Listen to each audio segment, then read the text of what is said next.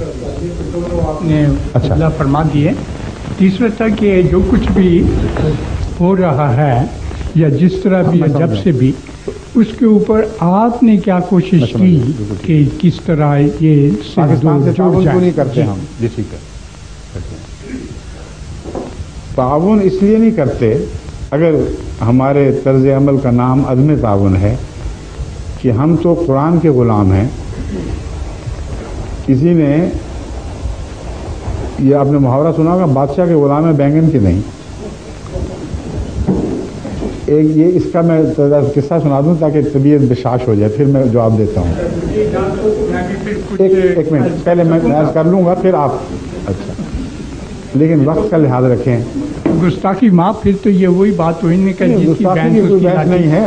میری عرض ہے کہ میں پہلی دفعہ آپ کے اہتمام میں حاضر ہوا ہوں. اس طرح میں ظفر اللہ صاحب قبلہ سے بھی روم سے ملاقات کی ہے. میرا مطلب کہنے کیا ہے کہ اگر آپ کسی کو سیٹسفائز نہیں کریں گے تو how he can have to appeal to apply some other person. بالکل ٹھیک ہے. How we can have to proceed.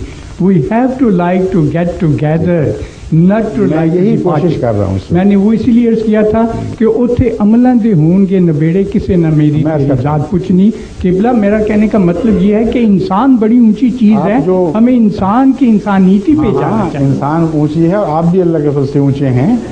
بحیثیت انسان نہیں انسان نہیں ہے آپ. انسان تو ہیں، انسان اونچی چیز ہے. لیکن بات سن لیجیے، میں بحث کی خاطر نہیں، میں عملاً صحیح کہہ رہا ہوں کہ انسان کا مرتبہ خدا نے اونچا بنایا ہے. اگر انسان بن جائے تو بہت اونچی چیز ہے، اس میں شک نہیں.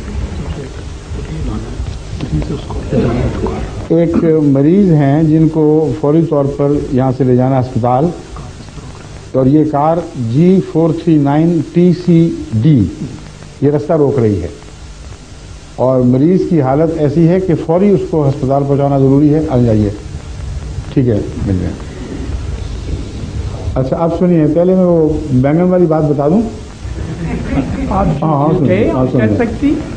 ایک بادشاہ سلامت تھے، ان کو بینگن بہت پسند آ گئے، کسی نے اچھے پکائے تھے.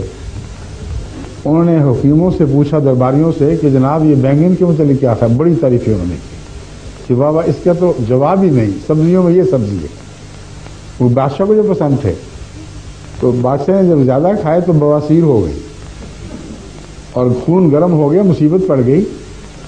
تو علماء سے پوچھا کہ بتاؤ، انہوں نے اتنی برائیاں کی بینگن کی کہ کوئی برائی باقی نہیں چھوڑی. تو کسی نے کہا تم عجیب علماء ہو، ابھی کل یہ بحث کر رہے تھے اب یہ کہہ رہے. انہوں نے کہا دیکھو ہم بادشاہ کے غلام ہیں، بینگن کے نہیں. جو بادشاہ کی مرضی وہی ہماری. ہم قرآن کے غلام ہیں، کسی انسان کے کسی حکومت کے غلام نہیں ہیں.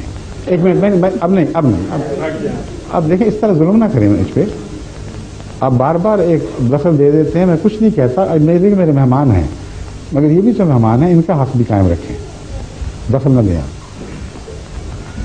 آپ کہتے ہیں پاکستان سے تعاون کیوں نہیں کرتے؟ قرآن کریم فرماتا ہے وَلَا تَعَاوَنُوا عَلَى الْإِثْمِ وَالْعُدْوَانِ، تعاونوا علی البر والتقوی وَلَا تَعَاوَنُوا عَلَى الْإِثْمِ وَالْعُدْوَانِ. نیکی اور تقوی پر ضرور تعاون کرو، بدیوں اور فسق و فجور میں تم نے ہرگز تعاون نہیں کرنا.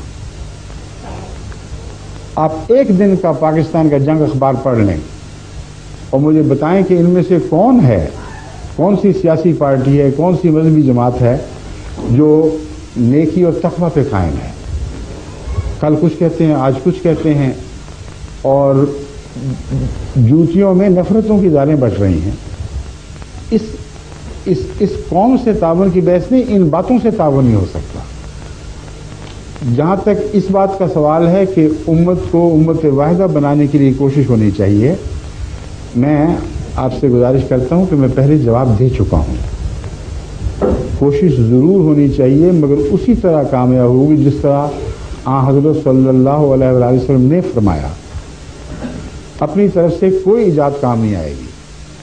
اور آپ بیان کر چکے ہیں کہ امت محمدیہ جب فرقوں میں بٹے گی تو امام مہدی آئے گا تب اصلاح ہوگی، مسیح آئے گا تب کام بنیں گے. تو یہی تو ہم پیغام دے رہے ہیں دنیا کو کہ امن چاہتے ہو تو آ جاؤ، شامل ہو، دیکھو ہم مسلمان کے سوا کچھ بھی نہیں، سر سے پاؤں تک اسلام ہے، قرآن کے غلام ہیں، اور نیک عادات کے صرف قائل نہیں، ہم کر کے دکھا رہے ہیں۔ شامل جتنی جلدی ہوگی اتنا جلدی اسلام کا بول بالا ہوگا، اس سے زیادہ ہم کو کوشش نہیں کر سکتے۔ جہاں تک اختلاف حل کرنے کے لیے کوشش کا تعلق ہے، 14 دن پاکستان کی اسمبلی میں جماعت احمدیہ کے اس وقت کے سربراہ اور ان کے ساتھی حاضر ہوئے، قرآن اور حدیث سے دلائل دیے، ہر بات سے یہ ثابت کرنے کی کوشش کی کہ ہم عقیدتاً مسلمان ہیں، اس کے سوا کچھ نہیں۔ انہوں نے آخر پر کیا فتویٰ دیا؟ غیر مسلم ہوں، اور اس کا حال میں کھول چکا ہوں۔ اس فتوے میں انہوں نے جو لکھا نا صالحین شامل تھے، یہ غلط تصور پیش کر رہے ہیں۔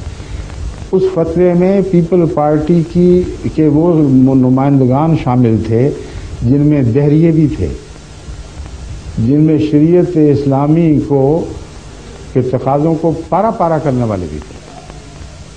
اور وہ کیسے لوگ تھے جنہوں نے فتویٰ دیا، اس کے متعلق مجھ سے نہ پوچھیں، ضیاء الحق صاحب نے جو وائٹ پیپر اس اسمبلی کے ممبران پر شائع کیا جن کو انہوں نے ختم کیا، اور وہی اسمبلی تھی جنہوں نے ہمارے متعلق فتویٰ دیا۔ ضیاء الحق صاحب نے جو وائٹ پیپر شائع کیے ان کی حکومت نے کہا جس اسمبلی کی تم باتیں کرتے ہو، جسے میں نے کل عدم کر دیا، یہ بدکاروں، فاسقوں، فاجروں کی اسمبلی تھی، یہ رشوت خوروں کی اسمبلی تھی، یہ قرآن کے باغیوں کی اسمبلی تھی، تو میں کیسے اس کو برداشت کر سکتا تھا، اور اس کے فیصلے کو برداشت کر گیا۔ اس لیے اگر دیانتداری سے صداقت کو ڈھونڈنے کی کوشش کی جائے تو مل جاتی ہے۔ شکریہ، السلام علیکم۔